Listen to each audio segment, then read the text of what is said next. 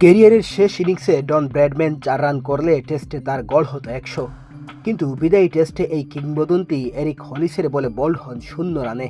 বলা হয়ে থাকে শেষ ম্যাচের জন্য আবেগী হয়ে পড়ায় চোখ ভিজে উঠেছিল ব্র্যাডম্যানের, এজন্য ঠিকমতো দেখতে পাননি বলটা। পাকিস্তানি কিংবদন্তি ইমরান খান ক্রিকেটকে বিদায় জানিয়েছেন ওয়ানডে বিশ্বকাপ জিতে। বিরাট কোহলির মতো তারকাও টি-20 খেলেছেন বিশ্বকাপ জিতে, মাঠ থেকে সতীর্থদের কাঁধে চেপে। ভদ্রলোকের খেলা ক্রিকেটে এটাই রীতি, বিদায়ের সুর বাজবে, আবেগ আপ্লুত থাকবেন অবসর নিতে যাওয়া ক্রিকেটার, দর্শকরা অভিনন্দন জানাবেন মাঠের বাইরে সুন্দর ভবিষ্যতের জন্য, সতীর্থরা দেবেন গার্ড অব অনার।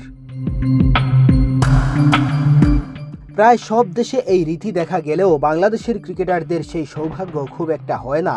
বাংলাদেশের অন্যতম সফল খেলোয়াড় ধরা হয় পঞ্চপাণ্ডবদের। এই 5 জনের বিদায়টা হয়েছে অভিমান নিয়ে। কেউ সংবাদ সম্মেলনে দিয়েছেন আকস্মিক ঘোষণা, আবার কেউ বা ফেসবুক পোস্টের মাধ্যমে দায় সেরেছেন। বাংলাদেশের অন্যতম সফল অধিনায়ক মাশরাফি 2017 সালে শ্রীলঙ্কার বিপক্ষে কলম্বোয় প্রথম টি-20-র আগে হঠাৎ জানিয়ে দেন এই ফরম্যাট থেকে সরে দাঁড়ানোর কথা। তখনকার কোচ চান্ডিকা হাথুরুসিংহে তাকে দলে চাইছেন না, এমন গুঞ্জন ছিল ক্রিকেট আঙ্গনে। সেটা বুঝেই হয়তো আকস্মিকভাবে সরে দাঁড়ান মাশরাফি। 2020 সালের মার্চে সিলেটে জিম্বাবুয়ের বিপক্ষে ওয়ানডের আগে মাশরাফি ঘোষণা দেন এই ফরম্যাটের নেতৃত্ব ছাড়লেও বলেছিলেন ক্রিকেট চালিয়ে যাবেন, কিন্তু সেদিনের পর তাকে আর জাতীয় দলের জার্সিতে দেখা যায়নি। ফলে মাঠ থেকে তাই অবসরও নেওয়া হয়নি মাশরাফির।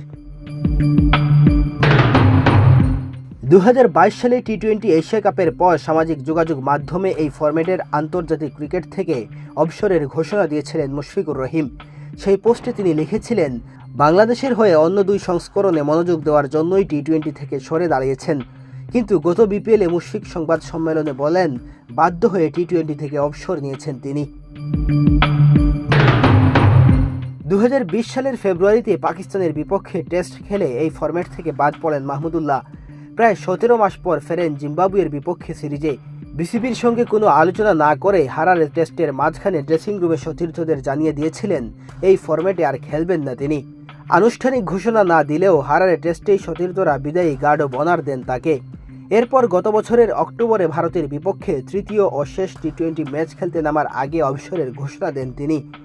পঞ্চপাণ্ডবদের মধ্যে এটাই ছিল প্রথম কোনো আনুষ্ঠানিক অবসর ঘোষণা দেওয়ার নজির।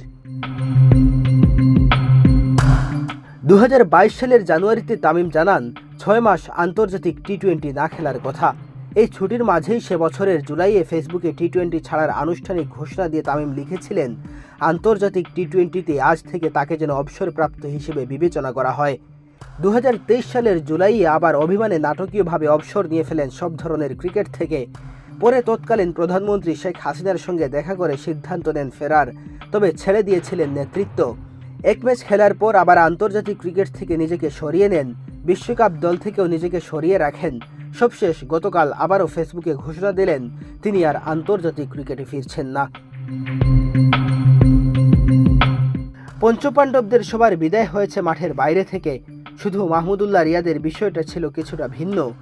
টেস্টে পেয়েছেন গার্ড অব অনার, টি-20 থেকে নিয়েছেন আনুষ্ঠানিক অবসর, কিন্তু তারপরও একটা প্রশ্ন উঠে, কেন বাংলাদেশের ক্রিকেটাররা মাঠ থেকে বিদায় নেন না? নিজেরা নিতে চান না, নাকি বোর্ডের অসহযোগিতার কারণে রাগে অভিমানে সামাজিক যোগাযোগ মাধ্যমেই নিজেদের অবসর ঘোষণা দিতে স্বাচ্ছন্দ্য বোধ করেন তারা? মেহেদী হাসান তালহা, বাংলাদেশ প্রতিদিন।